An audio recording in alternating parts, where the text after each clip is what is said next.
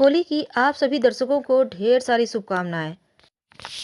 होली के दिन बहुत सारे प्रयोग किए जाते हैं, टोटके किए जाते हैं, धन प्राप्ति के लिए, शत्रु मुक्ति के लिए और यहाँ तक कि ग्रहों की चाल जो आपके विपरीत चल रही है उससे बचने के लिए भी।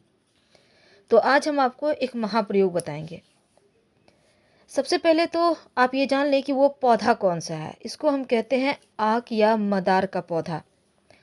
आक के पौधे का पंचांग का प्रयोग किया जाता है। उसके पत्ते, जड़, तना, पुष्प, तमाम चीज़ों का, यहाँ तक कि उसके दूध का भी। तो चलिए जानते हैं विस्तार से। देखिए, तंत्र क्रिया में कहा गया है कि अगर होली की रात में आपको पौधे छूना नहीं है, होली के दिन 24 घंटे आपके पास समय है, आप कभी भी ये प्रयोग कर सकते हैं, सिर्फ रात में नहीं करना है। तो होली के दिन अगर आप नहीं कर पाते हैं तो रवि पुष्य योग में इस प्रयोग को कर लीजिएगा। सफ़ेद मदार, जिसको हम आँख कहते हैं, मदार कहते हैं, इसकी जड़ लाकर अपने, अगर पुरुष हैं तो दाहिने भुजा में और स्त्री हैं तो बाएं भुजा में अगर आप बांध लें तो हर तरह की बाधाओं से, परेशानियों से, ग्रहों की विपरीत चाल से सुरक्षा मिलती है।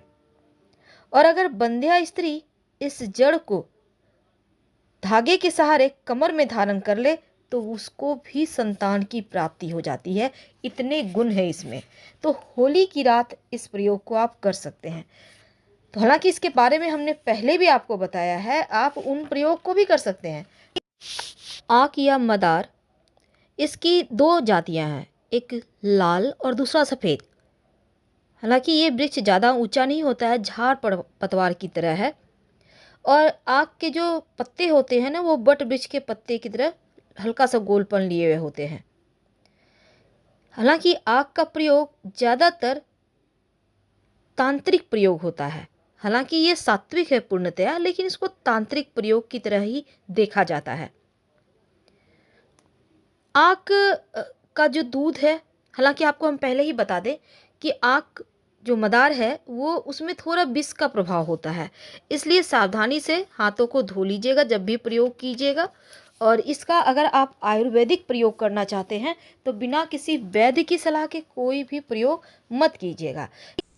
आज हम आपको 3 प्रयोग बताएंगे जिससे आप शत्रु पर आप ये प्रयोग कर सकते हैं। शत्रु शांत हो जाएगा, वो बस में हो जाएगा। प्रेमी प्रेमिका लव रिलेशनशिप में परेशानी है या फिर वैवाहिक जीवन में समस्या है तो भी इसका वशीकरण कर सकते हैं। पूरी तरह से सात्विक है, इसमें किसी को हानि नहीं होगा। और तीसरा, अगर नौकरी व्यापार में परेशानी है तो भी आप वशीकरण कर सकते हैं। देखिए, मदार के पत्ते से वशीकरण करना बहुत आसान है। सामान्यतः आप ये कह सकते हैं आक का पौधा आपको हर जगह मिल जाएगा, लेकिन जो सफ़ेद वाला आक का पौधा है जिसको मदार कहते हैं, ये सबसे ज़्यादा इसका ही असर होता है जब आप किसी तरह का कोई टोना टोटका प्रयोग करते हैं। तो आप पहले ही देख लें कि वैसे तो रोड साइड मिल जाएगा आपको ये पेड़, तो पहले ही आप ढूंढ के रखें कि ये पेड़ सफ़ेद आक का कहाँ पे है, फिर आपको ये प्रयोग करना है। और जब भी आप प्रयोग करें तो पहले जाकर निमंत्रण दे आए आक के पौधे के पास। कैसे देंगे? आप एक सुपारी, एक सिक्का और थोड़ा सा जल लेकर जाएं, किसी बोतल में भी ले जा सकते हैं, और पेड़ के पास जल अर्पित करें जड़ में। और फिर यहाँ पर सुपारी और जो सिक्का है उसको रख दें और उनसे बोलें, अपना परिचय दें, आप कौन हैं, आपके पिता का नाम क्या है, आप किस प्रयोजन से उनके पास आए हैं, और फिर उनको प्रणाम करके आप घर आ जाइए। और अगले दिन आप प्रयोग करें, इस बात का ध्यान रखिएगा। तो चलिए देखिए, अब हम एक छोटा सा प्रयोग आपको बताएंगे। कई बार क्या होता है ना, आंकड़े या मदार का जो प्रयोग है कई प्रकार की तांत्रिक क्रियाओं के लिए किया जाता है।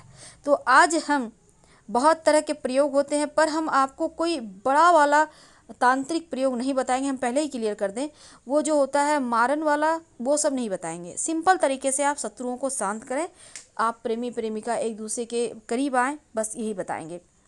तो चलिए हम जानते हैं, एक बात जान लें कि जिस घर में, घर के बाहर, बाउंड्री वॉल के बाहर मदार का आक का पौधा होता है, उस घर में कभी भी किसी की नज़र दोष नहीं लगती, नकारात्मक शक्तियाँ प्रवेश नहीं करती। अगर आपके घर के सामने मदार का पौधा है तो आप बड़े लकी हैं, नहीं है तो लगा लीजिए। तो चलिए हम प्रयोग शुरू करते हैं। तो सबसे पहले हम प्रयोग करेंगे आप के साथ। तो सबसे पहले तो आप पहले से निमंत्रण दे के रखिए मदार के पेड़ को, आग के पौधे को। अब इसके बाद आप अगले दिन जाइए और जाकर आपको मदार का सिर्फ पुष्प नहीं तोड़ना, बल्कि जो पुष्प है और उसके साथ जो पत्ते हैं, नए नए जब पुष्प निकलते हैं तो पत्ते उसके साथ बहुत अच्छे से टच किए हुए होते हैं।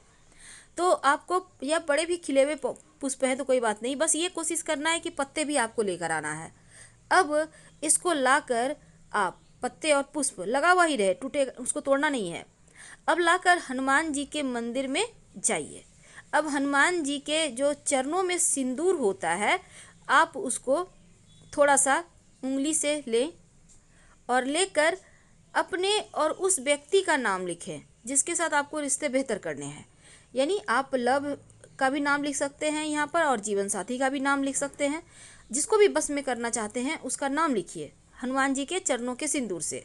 अब इसके बाद मौली धागा के द्वारा दोनों जो आपके जो पत्ते हैं ना, पुष्प को अंदर रखना है और पत्ते चारों तरफ से उसको कवर करके मौली धागा के सारे बांध दें और जो लिखिएगा वो पत्ते पर लिखना है।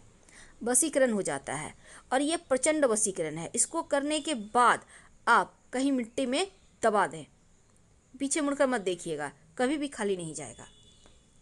अब हम आपको एक छोटा सा प्रयोग बताएंगे। जब शत्रु विरोधी ज़्यादा परेशान करे, जब आपको लगे कि यहाँ से बाहर नहीं निकल पा रहे, शत्रु बहुत परेशान कर रहे हैं, तब एक छोटा सा काम कीजिए। आपको यहाँ भी निमंत्रण देना है पहले से, इस बात का याद रखिएगा। अब आपको ये प्रयोग देखिए, जिसको जो शत्रु है उसी के ऊपर कीजिएगा। आपको सफ़ेद, जो सफ़ेद वाला आग का पौधा है वहाँ पर आप जाइए। अब पत्ते तोड़िए पौधे के और पत्ते से जो दूध निकलता है उस दूध से आग के पत्ते पर शत्रु का नाम लिखिए। यानी कि आग के पत्ते पर, मदार के पत्ते पर ही मदार के दूध से शत्रु का नाम लिखें और फिर इस पत्ते को वहीं पर ज़मीन के अंदर पेड़ के पास ही गड्ढा करके दबा दें और मिट्टी ढक दें। शत्रु बस में हो जाएगा, शत्रु शांत हो जाएगा और आप फिर परेशान नहीं होंगे। वैसे ये प्रयोग एक ही बार में काम करता है। संभव हो तो जैसे ग्रहण होता है, पूर्णिमा है, अमावस्या है, शनिवार है, इन सभी दिनों में अगर ये प्रयोग करें तो वो ज़्यादा असर करेंगे, जल्दी अपना असर दिखाएंगे।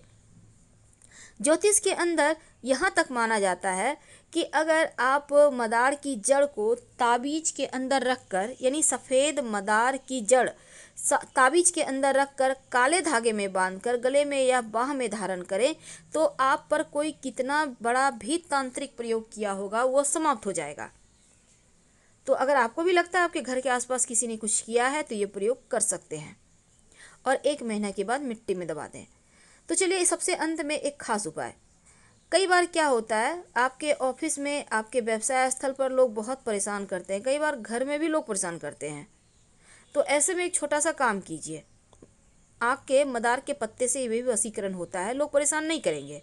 तो आपको मदार के पेड़ की जड़ किसी भी शनिवार के दिन थोड़ा सा तोड़ कर ले आइए, लेकिन पहले शुक्रवार की शाम निमंत्रण दे आइएगा। और इसके साथ ही एक पत्ता भी तोड़ कर ले आइए, आग का जड़ थोड़ा सा और एक पत्ता। अब इसको मदार के जो पत्ते हैं और जड़ है इसको ले आइए। अब इनको पीस लीजिए अच्छे से और फिर किसी मदार के पत्ते को धोकर, यानी कि जो जड़ है उसको पीस लिया, अब मदार के पत्ते को धो लीजिए, उसके ऊपर जड़ को थोड़ा सा घी के साथ रखिए। अब इसका आप तिलक कर सकते हैं, जिसके भी सामने जाएंगे वो बस में हो जाएगा। आप चाहें तो मदार के पत्ते भी पीस लें, मदार का जड़, मदार का पत्ता और थोड़ा सा घी मिक्स करके।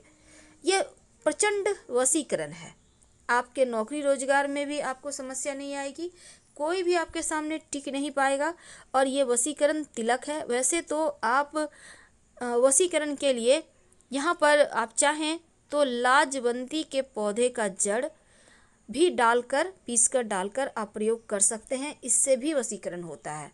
तो छोटे छोटे प्रयोग हैं पर इसके असर आपको बहुत लंबे समय तक दिखेंगे। अब देखिए, सफ़ेद मदार की जड़ और पत्ते से जो वशीकरण होता है वो कभी खाली नहीं जाता। तो अगर आप एक छोटा सा प्रयोग करें, जैसे कि एक सफ़ेद का मदार का एक पत्ता तोड़ कर ले आए और पत्ते को उसको घर के बाहर कोने में दबा दें। फिर ओम गंग गणपतये नमः का अपने घर में बैठकर जप करें। कम से कम इस जप को आप लगातार करें, रोज करें, कम से कम 5 बार करके। और जो भी आप जिसको भी बस में करना चाहते हैं उसके बारे में गणेश जी से प्रार्थना करें। और जब आपको लगे वो व्यक्ति बहुत हद तक आपके बस में आने लगा है, तब आप इस सभी चीज़ों को ले जाकर पानी में बहा दें। तो थोड़ा सा आपको सफ़ेद आक का जड़ लाना है और एक पत्ता लाना है और उसको घर के बाहर किसी भी कोने में दबा देना है। इस बात का ध्यान रखिएगा। ये प्रयोग जब करें तो आप पूर्णतया बस भक्ति भाव में रहें, गणेश जी के शरण में रहें, प्रयोग असर करेगा। हम तो उम्मीद है आपको वीडियो पसंद आ रही होगी। प्लीज़ लाइक कीजिए, सब्सक्राइब कीजिए, अपनों से शेयर कीजिए। अगर किसी एक का भी भला होता है तो हमें बहुत खुशी होगी। हम आपसे फिर मिलेंगे बहुत सारी टॉपिक नए नए लेके। हर हर महादेव। धन्यवाद। और कमेंट में हर हर महादेव जरूर लिखें। धन्यवाद।